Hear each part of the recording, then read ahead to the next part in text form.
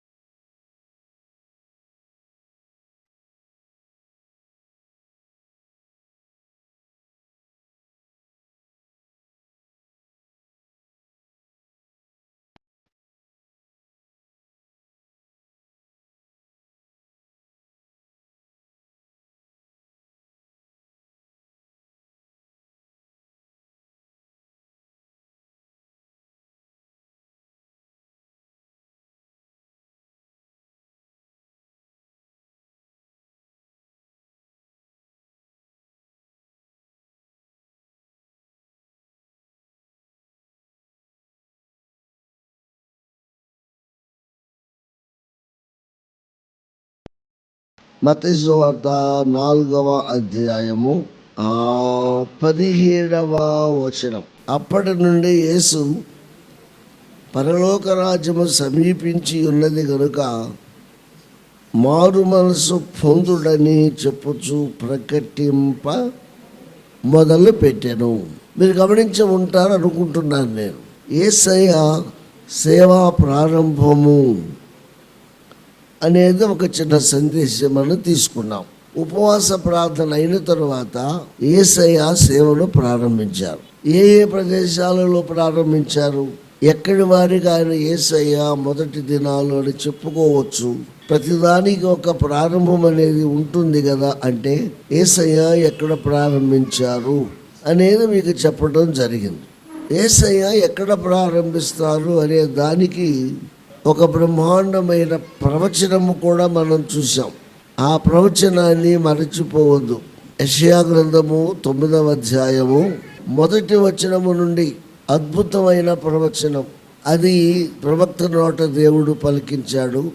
యేసయ్య దాన్ని గుర్తుపెట్టుకొని ఏ ప్రదేశములలో సేవ ప్రారంభిస్తారు అని ప్రవక్తలు చెప్పారో యేసయ్య ఆ ప్రాంతానికి వెళ్ళి సేవను ప్రారంభించి ఆ ప్రవచనాన్ని నెరవేర్పులోనికి తెచ్చారు.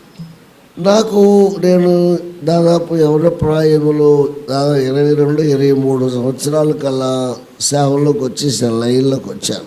ఒక ప్రశ్న నాకు వస్తూ ఉండేది. లోకంలో మహనీయులు ఎందరో పుట్టారు కదా, చాలామంది నరకమును గూర్చి పరలోకమును గూర్చి నీతిని గూర్చి ప్రబోధాలు చేశారు కదా, ఇశ్రాయేలీలో కూడా అనేక మంది ప్రవక్తలు ఉన్నారు కదా. యేసయ్య ఒక్కరు మాత్రమే లేఖనాలు నెరవేర్చారు, ఒక్కరు మాత్రమే ప్రవచనాలకు ఒక ఫుల్ఫిల్మెంట్ అంటాం, నెరవేర్పు ఇచ్చారు అని ఎలా చెప్పగలం మనం? అది అర్థం కాకే కదా చాలామంది ఇప్పటికీ యేసయ్యను వ్యతిరేకిస్తున్నారు అని ఈ ప్రశ్న నాకు ఫస్ట్ నుండి ఉంది. నాకు జవాబు, అందుకే నేను ప్రవచనాలు లేఖనాలు బాగా పరిశీలన చేయటం మొదలుపెట్టాను. నాకు ఒక జవాబు కావాలి. ఎందరో రాగా, ఎందరో చెప్పగా యేసయ్య ఒక్కరు మాత్రమే. How it is possible to the Jesus Christ? యేసుక్రీస్తుకి ఎలా అంటే ఇక ఎవరు లేరా, ఎవరు రాలేదా, ఇక రారా అనే ప్రశ్న. దీనికి జవాబు నాకు 1982వ సంవత్సరంలో విశాఖపట్టణంలో ఒక ప్రత్యేకమైన సేవకులు నేర్చుకోవడానికి ప్రసంగ శాస్త్రము, ప్రసంగం ఎలా చేయాలి అని నాగర్కోయిల్ అని ఉంది తమిళనాడులో. అక్కడ నుండి ఒక పెద్ద ఆయన్ని పిలిపించి ఇంకా చాలామందిని పిలిపించి యవనస్తులుగా ఉన్న మాకు బహు వివరణ ఇచ్చారు. How to preach the gospel unto the public, how to preach the gospel unto the Gentiles, how to preach the gospel how to foreigners అంటే ఇతరులు ఎలా బయట వారికి సువార్త చెప్పాలి అనే దాని మీద ఆయన పెద్దయిన బ్రహ్మాండమైన వర్తమానాలు ఇచ్చారు. నా మట్టుకు నాకు అక్కడ మంచి పునాది పడింది. నేను చాలా బిజీగా ఉన్నాను. అప్పుడు చర్చ్ పరిచర్యలో పరిచర్య చేయటానికి పెట్టారు, బైబిల్ రీడింగ్కి నన్నే పెట్టారు, బుక్ స్టాళ్ళు పుస్తకాలు అమ్మటానికి కూడా నన్నే పెట్టారు. ఆ సంస్థ నాయకుడు ఒక నమ్మకం. లోతైన బావిలో నుండి నీళ్లు తోడుతుంటే చేతులు బొబ్బలు వచ్చి బొబ్బలు చెతికిపోయి పుళ్ళు పడ్డాయి. ఇది ఒక అనుభవం అనుకున్నాను, కానీ నేను వెనకంచి వేయలేదు. పాటల్లో ఉండాలి. ఒకరోజు అయితే స్టేజ్ చాటున పాటలు పాడి కళ్ళు ఇక్కడే పడిపోయాను, సౌట్లు బట్టి ఆహారం సరిగ్గా లేక.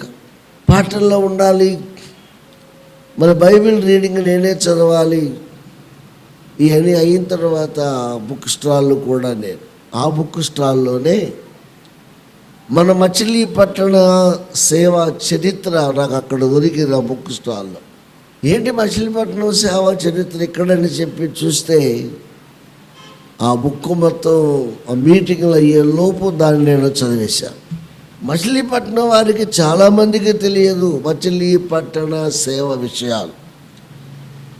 మచిలీపట్నం సేవ ప్రారంభం టర్లింగ్టన్ నోబుల్ గారు ఎవరు, నోబుల్ కాలేజ్ ఎలా స్థాపించబడింది, ఎవరు, ఏంటి, ఇంగ్లీష్ చర్చి స్టోరీ ఏంటి, అక్కడ కట్టు ఇప్పటికి ఉన్న ప్రహరీ కూడా ఎప్పుడు నిర్మించారు. ఎన్నో విషయాలు నేను విశాఖపట్నంలో ఈ చరిత్ర అక్కడ నేను తెలుసుకున్నాను. తర్వాత ప్రియుల అంతా అయిపోయింది అనుకోండి. ఇక అయిపోయిన తర్వాత వచ్చిన తర్వాత నాకు ఒక ఛాన్స్ ఇచ్చారు. నా ఇంట్రెస్ట్ని బట్టి నాకు ఒక ఛాన్స్ ఇచ్చారు. అంత పెద్దోళ్ళ ముందు మనం మాట్లాడలేము.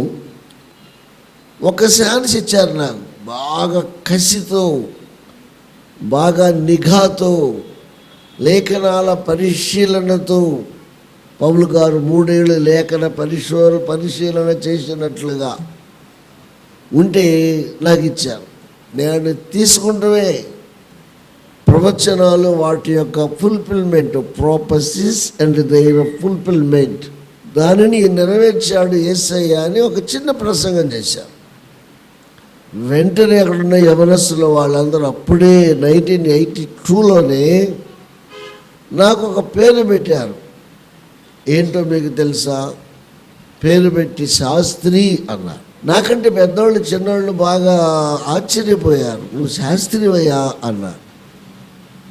శాస్త్రము కాదు, శాస్త్రి కాదు, ఎదగవలసింది చాలా ఉంది. పొగిడి నన్ను దెబ్బ కొట్టవద్దు, పొగడతలు కాదు కావలసింది, నేర్చుకోవాలి, ఆ ప్రకారముగా జీవించాలి. దయచేసి నన్ను శాస్త్రి అనొద్దు అని నా మాట ఆప్ చేశాను. అప్పటికి మరికొంతకాలం అయిన తర్వాత శిఖామణి గారితో నన్ను కాకినాడలో కో స్పీకర్గా వేశారు. ఆయన ముందు నేను పిల్లోడిని, ఈడేపల్లిలో ఉండగానే. అది చూసి విజయవాడలో కొంతమంది నన్ను ఆర్ఆర్కే గారి ప్రక్కన నా పేరు వేశారు. ఆనాడు స్టార్ట్ అయిన బిజీ ఇప్పటికి తగ్గలేదు. దేవునికి స్తోత్రం. నా ఆకలి తీరలేదు, నా బిజీ తగ్గలేదు. విజయవాడలో మూర్తి గారి ప్రక్కన మళ్ళా శాస్త్రి అని వేశారు. దానికి ఒప్పుకోలేదు. వేయొద్దు, అలా వేయొద్దు, అలా వేయొద్దు. నేర్చుకోవాల్సింది చాలా. ఇలాగ చాలా దీక్షతో పట్టుదలతో ప్రవచనాలు, లేఖనాలు. చెప్పండి, నేనేం చెబుతాను ఇప్పుడు? వాటి యొక్క నెరవేర్పు, ఇంగ్లీష్లో ఫుల్ఫిల్మెంట్ అంటాం. వాటి యొక్క నెరవేర్పు ఎలా వచ్చింది అనే దాని మీద నేను బాగా పరిశీలన చేశాను. అది నాకు ఎంతో ఉపయోగపడు.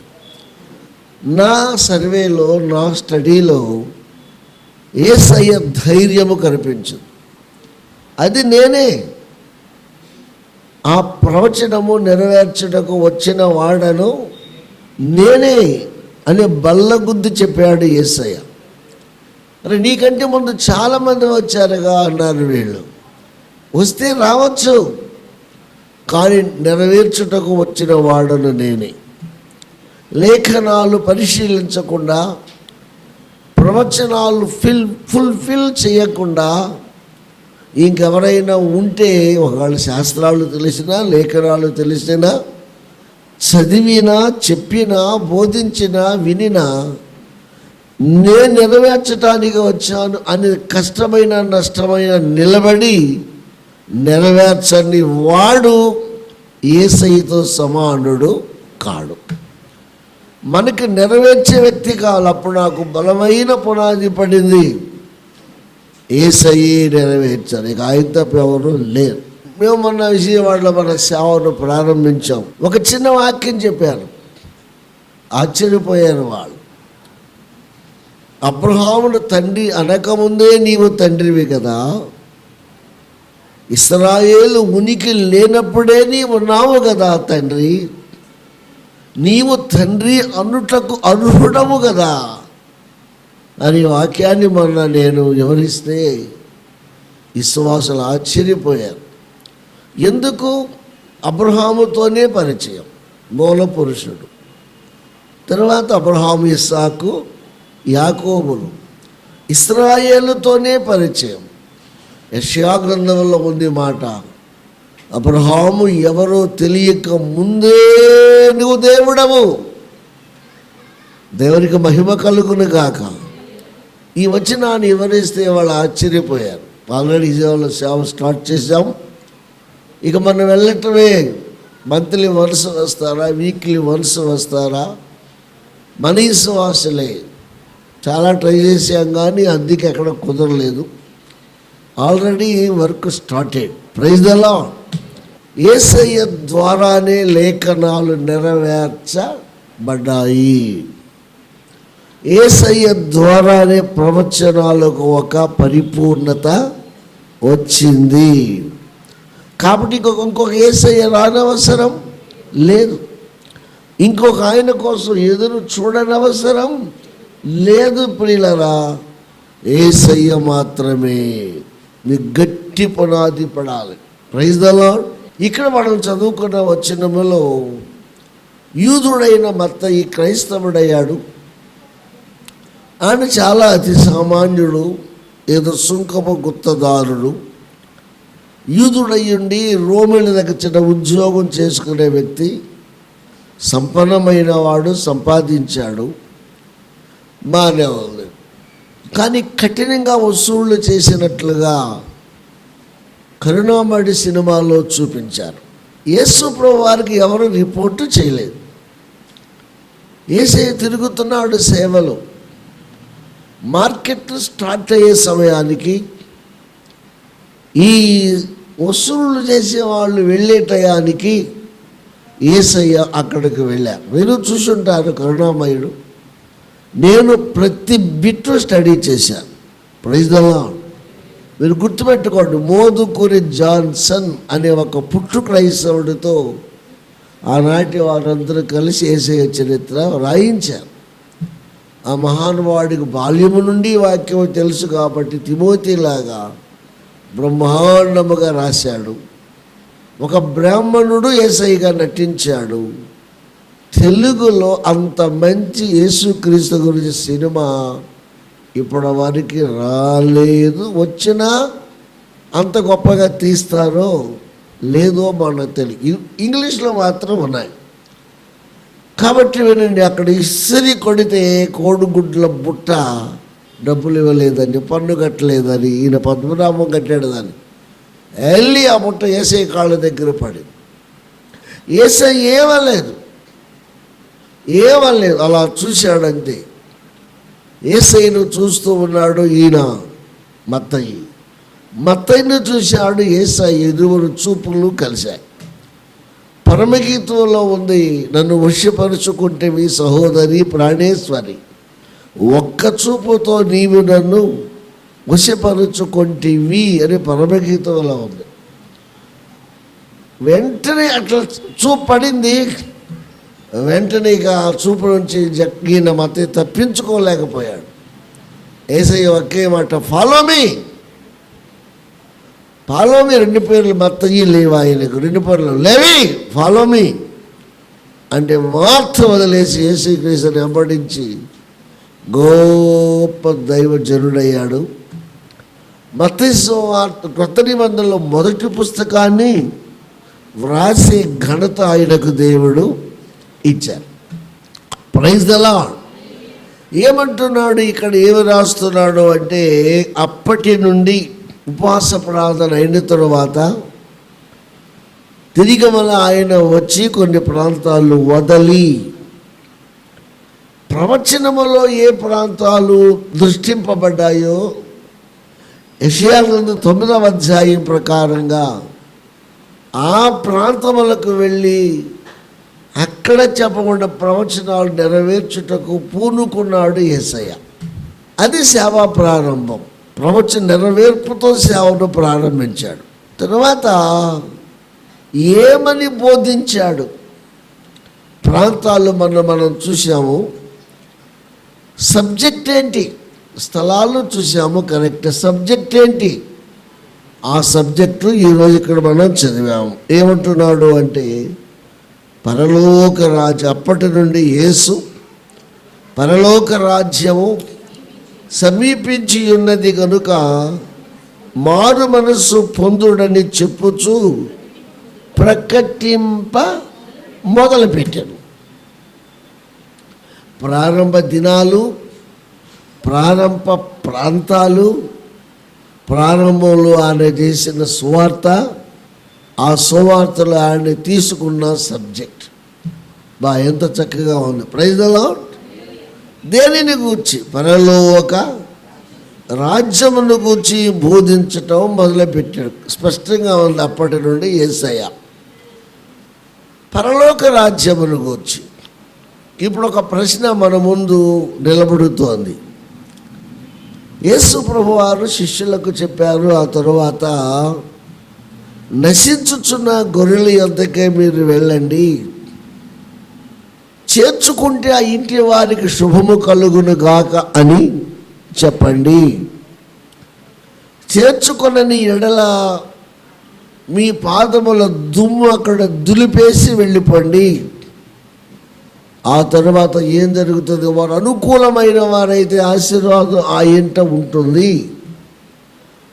అనుకూలం లేకపోతే మీ ఆశీర్వాదం మీతోనే వచ్చేస్తుంది అని శిష్యులకు యేసయ్య నేర్పించారు. తర్వాత మన లైన్లో అవి వస్తాయి.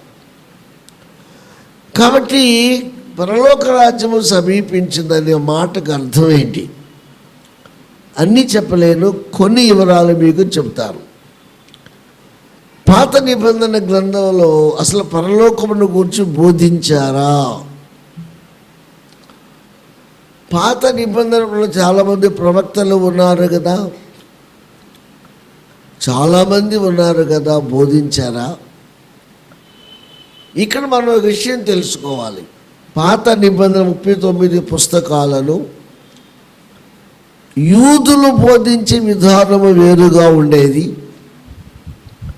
క్రైస్తవులు బోధించే విధానము వేరుగా ఉంది.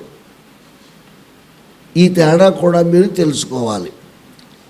ధర్మశాస్త్రము 2 రకాలు అన్నట్లుగా యూదులు వారికి అనుకూలముగా వాళ్ళు మలుచుకున్నారు, క్రైస్తవులు కూడా బోధిస్తారు. కానీ పాత నిబంధన పట్టుకుని వేలాడరు. దాన్ని నెరవేర్చిన యేసుక్రీస్తుని వారు నమ్ముతారు. పాత నిబంధన ప్రకారంగా ఉన్నవారు ఇంకా ఇప్పటికీ ఇశ్రాయేలీలే, యూదులే. క్రీస్తుని వారు నమ్మరు. నెరవేర్చిన వాడు యేసయ్య అని నమ్మిన వారు, బాప్తిసం పొందిన వారు క్రైస్తవులు అని పిలువబడుతున్నారు. ఏంటి తేడా? పాత నిబంధన గ్రంథంలో అక్కడక్కడ దేవుడు దర్శన రూపంలో చూపించాడు. మీరు కూడా క్యాచ్ చేయాలి. యాకోబు, ఉదాహరణకు యాకోబు ఇంటి దగ్గర చాలా గొడవలు జరిగాయి. తల్లి యాకోబు పక్షముగా ఉన్నారు, తండ్రి ఏశావు పక్షముగా ఉన్నాడు.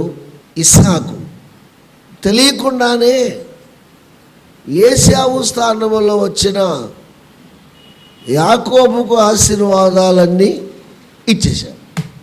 ఏశావు యాటకు వెళ్ళేవాడు, బహుబల పరాక్రమశాలి, బహుబలవంతుడు, కోపిష్టి, బహు అందగాడు కూడా, ఎర్రనివాడు. తండ్రిని మెప్పించి ఆశీర్వాదాలు పొందాలన్న తృష్ణతో వెళ్ళి ఏటాడి తెచ్చాడు. కానీ ఈలోపు తల్లి తయారు చేసిన ఆహారాన్ని తీసుకొని యాకోబు వెళ్ళి తండ్రి అని ఇస్సాకుకి ఇచ్చాడు. అప్పటికే ఇస్సాకు చూపు తగ్గింది. డౌట్ వచ్చి అన్నీ చూశాడు, ప్రశ్న వేశాడు. ఏంటి, చర్మము చూస్తే ఏశావులాగా ఉంది కానీ స్వరము మాత్రము యాకోబులాగా ఉందేంటి బిడ్డ అని అంటే, యాకోబు ఏమి లేదు డాడీ, అదేలే అలాగేలే, నేను మాత్రము పెద్దవాడిని, నువ్వు దీవించేయి, బ్లెస్ మీ ఫస్ట్ అన్నాడు. హృదయపూర్వకంగా ఇస్సాకు యాకోబుని పెద్దవాడిని దీవించినట్లు దీవించాడు. అదొక ఆశ్చర్యం. ఒక ఆశీర్వాదం ఇచ్చాడు అంటే వాళ్ళు వెనక్కి తీసుకునే ప్రసక్తి లేదు, ఇవ్వవలసినవి ఇచ్చేసాడు, ఈయన పొందవలసినవి పొందేశాడు. అట్లా వెళ్ళాడు. వాళ్ళ మమ్మీకి చెప్పడానికి ఏశావు పరుగున వచ్చాడు. నానా, నీవు కోరుకున్నది తెచ్చాను, ఇది తిని నన్ను దీవించవా అన్నాడు. వెంటనే ఇస్సాకు అర్థమైపోయింది, ఇంతకుముందు వచ్చెళ్ళింది ఎవడయ్యా, ఏం జరిగింది నాకు తెలియదు డాడీ అంటే, అరే ఎంట్రుకలు ఎక్కువ కదా, మేకపోతుకున్నట్టున్నాయి, అక్కడికి బ్రేక్ వేశాను కానీ వాడు ఆగలేదు. ఓహో, అయితే ఇందాక వచ్చింది పెద్దవాడి స్థానంలో చిన్నవాడని కన్ఫామ్ అయిపోయింది. అప్పుడు పాపం ఏశావు చాలా ఏడ్చాడు, ఎలుగెత్తి ఏడ్చాడు. ఎంత ప్రయాసపడ్డాను డాడీ, మరి ఎందుకు అలా ఇచ్చేసి ఆ మాత్రం కనిపెట్టలేకపోయావా, నా ప్రయాస వృధా అయిందిగా అని ఏడిస్తే ఇస్సాకు అన్నాడు,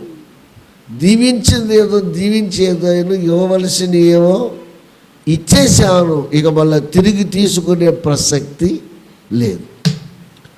ఆ దీవించిన వ్యక్తికి ఎంత కాన్ఫిడెన్సో చూడు. అది కూడా నేను ఆలోచించాను. మోసం చేసి కొట్టాడు యాకోబు అంటే మోసగాడు, తిరిగి తీసుకోవచ్చు కదా, పిలిపించు అనొచ్చు కదా. అంటే ఇస్సాకు ఎంత హృదయపూర్వకముగా దీవించాడు చూడండి. పాపం ఎలుగెత్తి ఏడ్చాడు, యాకోబును చంపేస్తానన్నాడు. తల్లి భయపడిపోయి ముందే మూట ముళ్ళు కట్టేసి నేను చంపేస్తాడు కాడు ఎదుర్కొంటే, ఎవడో లేడు, వెళ్ళిపో ముందు మనం మీ మేనమామల ఇంటికని మూట ముళ్ళు కట్టి పంపించేస్తే కొంత లెక్క వెళ్ళిన తర్వాత చీకటి పడింది. చీకటి, వెనుకకు రాలేడు, వస్తే వాళ్ళన్నా చంపేస్తాడు. ముందుకు వెళ్ళలేడు, కరెంటు లేని ఆ రోజుల్లో మనుషులు తక్కువ, మృగాలు ఎక్కువగా ఉన్న రోజుల్లో ముందుకు వెళ్ళలేడు, ఒంటరిగాడు. అప్పుడు ఒక అలిసిపోయిన రీతిని అక్కడ ఈ రాత్రి గడుపుదాం అనుకొని ఒక రాయిని తెచ్చి తల కింద పెట్టుకొని ప్రాణ భయముతోనే ఏమీ కాపోతుంది నా ఫ్యూచర్ అనే లెక్కలు ఆయన చూస్తూ ఆలోచిస్తూ నిద్రలోకి వెళ్ళగా భక్తులలో ఎవరికి లేని గొప్ప దర్శనము దేవుడు యాకోబునకు చూపించాడు. ఏంటి ఆ దర్శనం? కింద భూలోకములో ఆనింది, పైన పరలోక సింహాసనమును తాకింది. ఎక్కేవారు కొందరు, దిగేవారు కొందరు, కెరూపులు సెరూపులు. యాకోబు మనసులో ఉన్న విచారాన్ని దేవుని దగ్గరకు తీసుకువెళ్ళేవారు కొందరు. వారి యాకోబు భయమునకు విచారమునకు బదులుగా దేవుని దగ్గర నుండి సమాచారం తెచ్చేవారు కొందరు. Praise the lord. ఆ నిత్యనే ప్రభు అయిన యేసు. యేసు ప్రభు యోహాను సువార్తలో చెప్పారు, పైనుండి వచ్చిన వాడను నేనే, మరలా తిరిగి ఇల్లు వాడను కూడా నేనే. నేనే మార్గము, నేనే సత్యము, నేనే జీవి. ఎవడు లేడు, ఎవడు రాడు.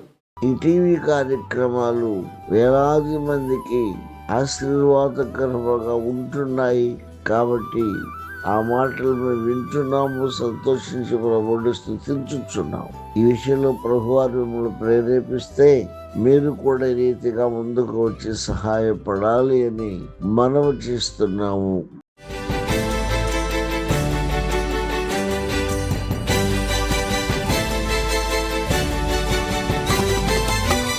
యేసుని మాటలు వినగా వినగా మనసుకు శాంతి, ఆత్మకు రక్షణ.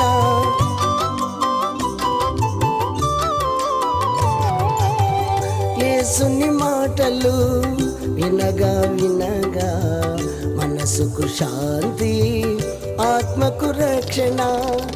యేసుని మాటలలో విలువను ఎరిగినచో, యేసుని మాటలలో విలువను ఎరిగినచో నీ బ్రతుకంతా మేలే మేలుగా, నీ బ్రతుకంతా మేలే మేలుగా. వినగా వినగా యేసు సువార్త కలుగును హృదయాలలో విశ్వాసం.